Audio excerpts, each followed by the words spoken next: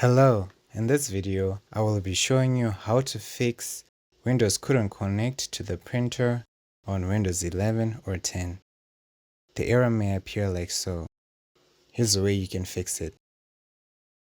You can go on your Windows icon, right click, go on Run, then type in services.msc.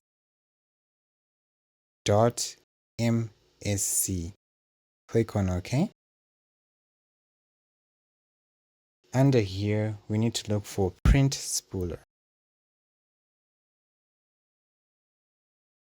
There it is. Make sure that this is running. So you can double click it and make sure it's on automatic. Then click on Apply and OK. If it's running, what you can do is to stop it and restart it again. Then try again to see if it works. Another thing you can try is to go on your Windows icon, go on Run, then type in regedit. Click on OK. Once you're here, you need to go under these keys. Local machine, go under System. After you go under System, you need to go under Current Control. Then you go under Control.